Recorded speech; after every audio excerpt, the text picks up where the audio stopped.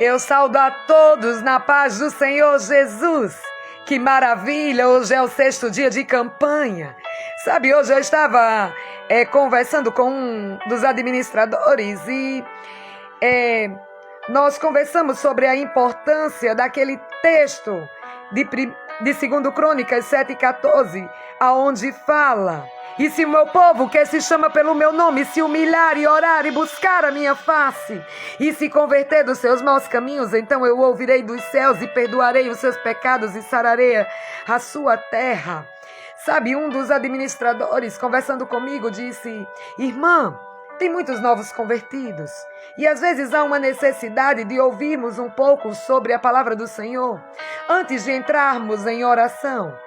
E Deus bradou algo no meu coração nesta noite, para trazer um pouco da mensagem do Senhor, à luz da palavra de Deus, para que o irmão entenda exatamente o porquê aconteceu isso em Israel. Sabe, essa longa seca sobre Israel. Muitas pessoas que às vezes pegam esse texto sem contexto, e eu sempre digo que texto sem contexto é pretexto para heresia. Que nós possamos entender a luz da palavra do Senhor nesta noite. E antes de entrarmos em oração, peça para o Senhor Jesus falar no teu coração. Diga para Ele: Senhor, fala no meu coração, através da tua palavra, porque nós necessitamos ouvir a tua voz. Deus irá falar com você de maneira tremenda. Abra os seus ouvidos e preste atenção. Sabe, meu querido ouvinte, esse texto bíblico de 2 Crônicas 7,14, sabe, fala da longa seca sobre Israel, que teve como objetivo disciplinar e demonstrar a soberania divina sobre os homens. Sabe, se você pegar a palavra do Senhor, eu vou tentar resumir ao máximo. Se você pegar e começar a ler lá em 1 Reis, capítulo 18, 21, você vai entender melhor o que motivou a estiagem. Se você pegar e ler 1 Reis 18, o verso 2, você vai entender as consequências da estiagem.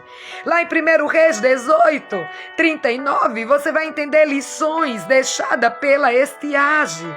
Sabe? E também lá se você ler no capítulo 17, do verso 4 e 18, no verso 13, você vai entender as provisões de Deus durante a estiagem.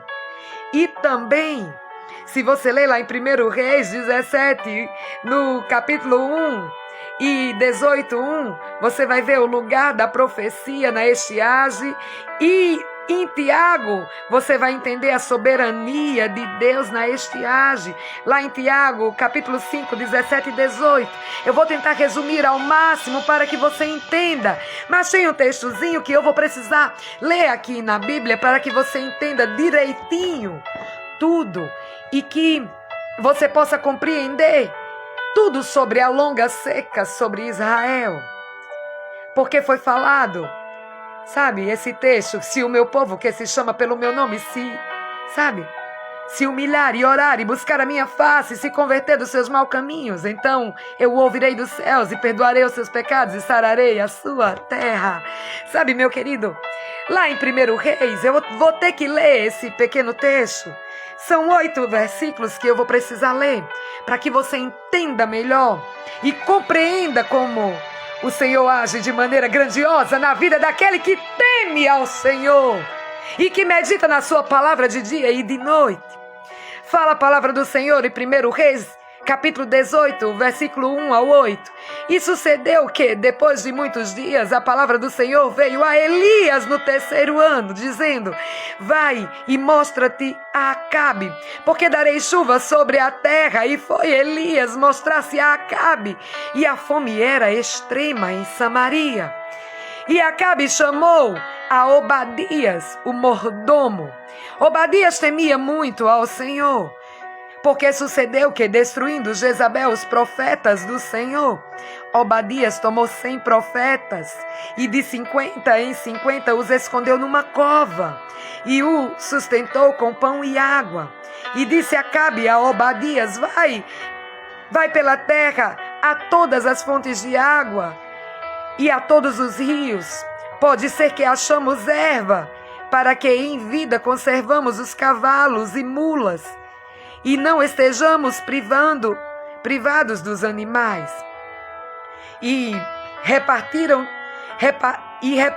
entre si a terra, para passarem por ela. Acabe foi à parte por um caminho, Obadias também foi à parte por outro caminho.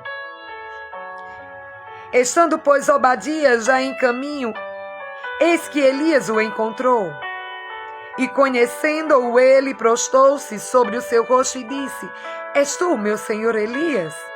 E disse-lhe ele: Eu sou. Vai e diz ao teu senhor: Eis que aqui está Elias. Louvado seja Deus. Deixa eu te dizer uma coisa, meu querido ouvinte. Sabe essa longa seca predita pelo profeta Elias e que teve o seu fiel cumprimento nos dias do rei Acabe? Ao qual você vê lá em 1 Reis 17, 1 e 2. E também capítulo 18, 1 e 2. Sabe, ela é citada no Novo Testamento pelo apóstolo Tiago. Sabe, onde fala: Elias, orando, pediu que não chovesse, e por 3 anos e 6 meses não choveu sobre a terra. Você vê isso lá em Tiago, no capítulo 5, 17. Sabe, meu querido ouvinte, a seca é um fenômeno climático, e como tal, é imprevisível. Porém, todavia, no contexto do reinado de Acabe, ela ocorreu não somente como algo previsível, mas também anunciado, meu querido ouvinte. Sabe, não era um fenômeno simplesmente meteorológico, mas profético. Sabe, aqui vemos como se deu esse fato e como ele revela a soberania do nosso Deus. Não somente sobre a história, mas também sobre os fenômenos naturais. Você sabe o porquê da seca? Deixa eu te dizer. Disciplinar a nação. Você sabe, o culto a Baal, financiando, sabe, pelo Estado nortista, afastou o povo da adoração verdadeira. O profeta Elias estava consciente disso, meu querido ouvinte. E quando confrontou os profetas de Baal, logo percebeu que o povo não mantinha mais fidelidade ao Deus de Israel.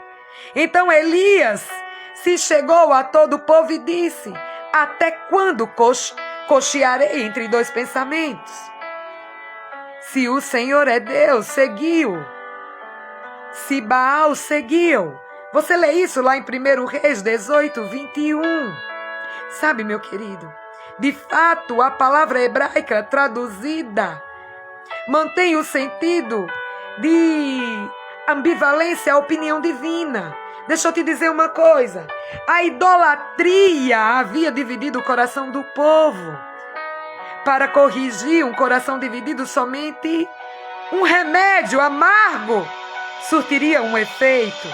Você vai ver isso lá em 1 Reis 18, 37. Sabe, meu querido, revelar a divindade verdadeira. Quando Jezabel veio para Israel, ela não veio sozinha. Ela trouxe consigo a sua religião. Sabe, uma vontade obstinada de fazer os seus deuses o principal objetivo de adoração entre os hebreus. Se você observar, sabe, de fato, nós observamos que o culto ao Senhor foi substituído pela adoração a Baal e a Acera, sabe, que eram as principais divindades dos sidônios. Você vai ver isso lá em 1 Reis 16, no capítulo 30, em 1 Reis, capítulo 16, do verso 30 ao 33. E, meu querido, as consequências desse ato foi uma total decadência moral e espiritual. Baal era o Deus com D pequeno, sabe? Um falso Deus. O Deus do trovão, do raio e da fertilidade era adorado. E para ele, supostamente, ele tinha poder sobre os fenômenos naturais. Então você entenda, a longa seca sobre o Reino Norte criou as condições necessárias para que Elias desafiasse os profetas de Baal e provasse que tal divindade não passava de um Deus falso. Você está entendendo, meu querido ouvinte? Deus não precisava provar nada para ser Deus. Ele é Deus. Mas os homens costumam a responder favoravelmente quando as suas razões são convencidas pelas evidências. Infelizmente é assim. Sabe, aí veio os efeitos da seca, a escassez e a fome. A Escritura, meu querido ouvinte, ela nos afirma que a fome era extrema em Samaria. Havia seca, sabe? A seca já havia provado que Baal era um Deus impotente. Sabe, frente aos fenômenos naturais, e a fome demonstrou que a nação somente o Senhor é a fonte de toda provisão. Meu querido, sem Deus não haveria chuva. Você está entendendo? E, consequentemente, não haveria alimentos. Se você ler lá o texto de 1 Reis, no capítulo 18, no verso 5, lá revela que até mesmo os cavalos da montaria real estavam sendo abatidos. O desespero era geral. O propósito desse texto, meu querido, em hebraico, de 1 Reis, capítulo 18, 2, diz que a estiagem foi violenta e severa.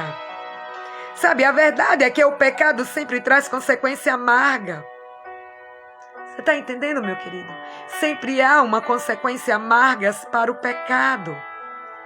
Endurecimento ou arrependimento. E é interessante nós observarmos o julgamento de Deus. Sabe, produz um efeito diferente sobre a casa real e o povo. Nós percebemos, sabe, uma semelhança muito grande. A semelhança de Faraó. Se você ler lá em Êxodo 9:7, o rei Acabe e sua esposa Jezabel não responderam favoravelmente ao juízo divino. Acabe, por exemplo, durante a estiagem, confrontou-se com o profeta Elias e o acusou de ser o perturbador de Israel. Depois você medite com mais calma lá em 1 Reis, lá no capítulo 18, no verso 17. Sabe, quem resiste, meu amado ouvinte, à ação divina, acaba por ficar endurecido. E por outro lado, o povo que não havia dado nenhuma resposta ao profeta Elias, quando questionado lá em 1 Reis 18, 21, respondeu favoravelmente ante a ação soberana do Senhor.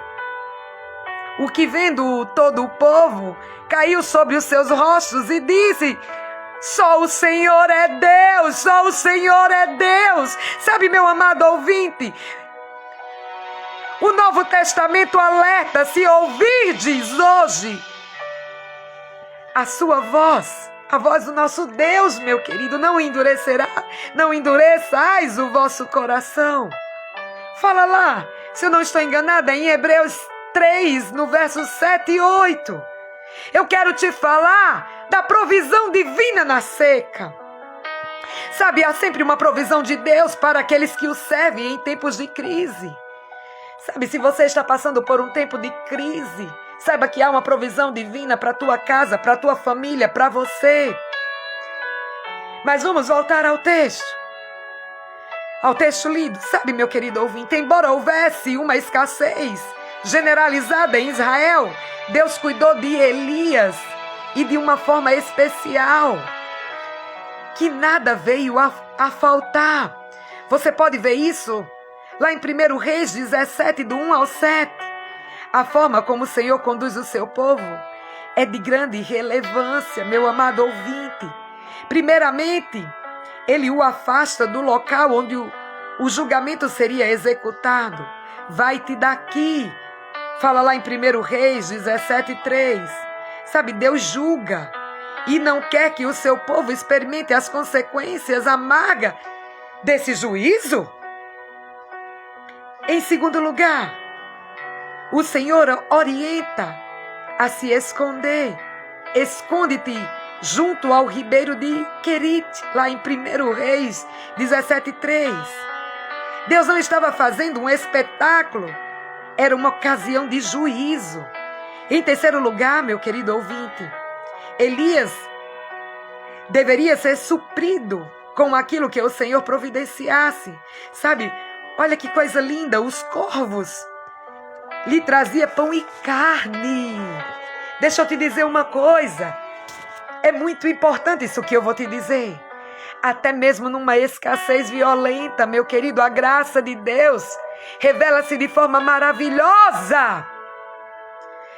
Sabe, Jesus, ele é maravilhoso em nossas vidas. Em 1 Reis 17, no verso 6, não era uma iguaria, mas era uma provisão divina. Você sabe o que é provisão coletiva? Nós sabemos do relato bíblico que além de Elias, sabe, teve o profeta de Tisbe.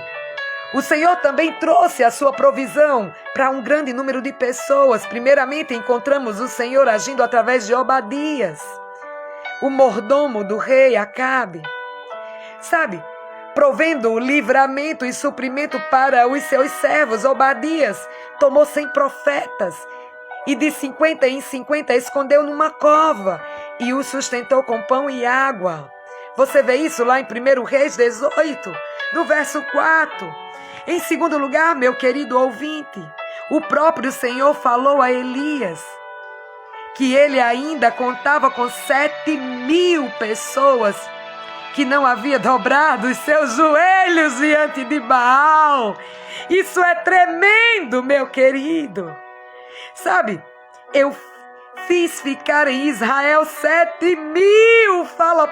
Leia lá, medita em 1 Reis 19, no verso 18. Deixa eu te dizer uma coisa.